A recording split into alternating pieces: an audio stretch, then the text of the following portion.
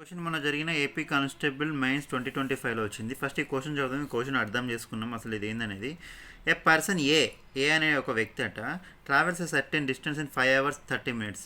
వాడు ఒక డిస్టెన్స్ని, ఆ డిస్టెన్స్ ఎంత వాడు ఇయ్యలే, ఆ డిస్టెన్స్ మొత్తం అంట వాడు 5 గంటల 30 నిమిషాల్లో ప్రయాణిస్తాడంట.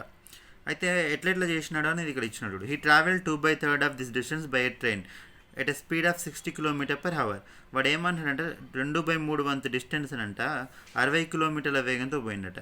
And the remaining distance by A బస్తో రిమైనింగ్ డిస్టెన్స్ ఏదైతే ఉందో దాన్ని బస్తో పోయిండు, అంటే బస్ మీద పోయిండు. అండ్ ఎంత స్పీడ్తో పోయిండు? At a speed of 45 km/h. Then the total distance travelled by A, అప్పుడు ఏ ట్రావెల్ చేసిన డిస్టెన్స్ మొత్తం ఎంత అని అడుగుతున్నాడు. దీనికి మంచి ఎక్స్ప్లెనేషన్ నేను ఇస్తాను. ఇప్పుడు ఆన్సర్ అనేది ఇక్కడ రాస్తున్నాను అన్నది. సపోజ్ ఇది ట్రైన్ అనుకుందాం, ఇదేది బస్ అనుకుందాం. ట్రైన్తో వాడు 2/3 ఆఫ్ ద టోటల్ డిస్టెన్స్ పోయింది. మొత్తం డిస్టెన్స్లో 2/3 వంతు పోయిండు. ఇక్కడ నుంచి ఇక్కడికి ఇట్లా 2/3 వంతు అనుకుందాం. మిగిలింది ఎంత ఉంటుంది? 1/3 కదా, రిమైనింగ్ 1/3, 1/3 వంతు. ఇట్లా అది బస్సులో పోయింది, ఆ బస్సులో పోయింది, ఇక్కడ డ్రా చేసినాను. సో టోటల్ డిస్టెన్స్ నేను ఇక్కడ నుంచి ఇక్కడికి ఎక్స్ అనుకున్నా. ఓకే, నెక్స్ట్ చూద్దాం. అసలు పర్సన్ ఏ అనేటోడు ట్రైన్లో ఎంత దూరం పోయిండని చూద్దాం. వాడు ఏం చెప్పిన, ట్రైన్లో 2/3 పోయిండు. దేంట్లో పోయింది 2/3? టోటల్ డిస్టెన్స్లో. అంటే ఇట్లా రాసుకోవాలి, టోటల్ డిస్టెన్స్లో 2/3 డిస్టెన్స్ పోయిండు. ఓకే, అంటే ట్రైన్లో పోయిన డిస్టెన్స్ ఇది, అంతే కదా దాని అర్థం.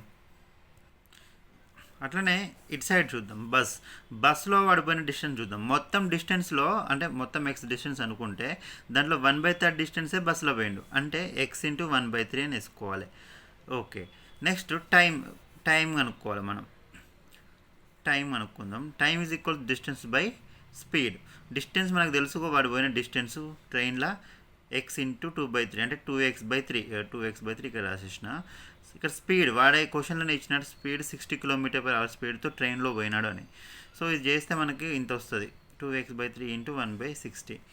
ఓకే, ఇది ట్రైన్లో పోయినప్పుడు. నెక్స్ట్ బస్సులో పోయినప్పుడు వాడు ఇంత డిస్టెన్స్ బస్సులో ట్రావెల్ చేసిండుగా, అప్పుడు ఎంత టైం పట్టిందో చూద్దాం ఈ డిస్టెన్స్ ట్రావెల్ చేయడానికి. వానికి time is equals distance by speed is equals to distance, అంటే ఇది వాడు బస్సులో ప్రయాణించిన దూరం, ఈ ఎక్స్ ఇంటూ 1/3 ఇక్కడ రాసేసినాను.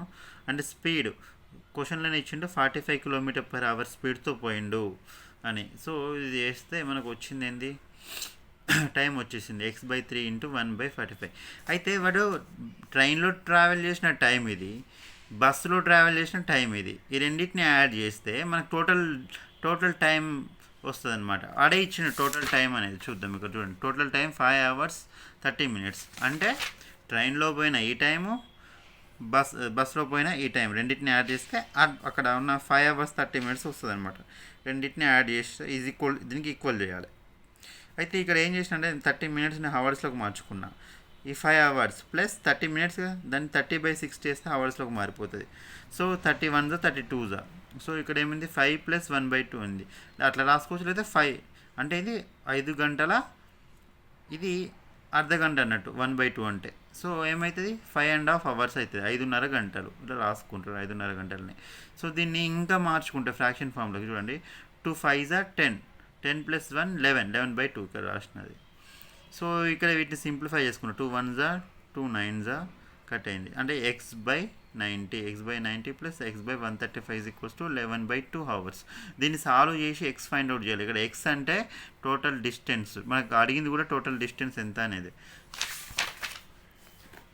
ఇక్కడ నేను క్యాలిక్యులేషన్ చేసినాను, క్యాలిక్యులేషన్ చేస్తే నాకు ఎక్స్ వాల్యూ వచ్చింది. ఎంత వచ్చింది, 297 వచ్చింది. ఇదే టోటల్ డిస్టెన్స్, మనకు అడిగింది కూడా ఇదే.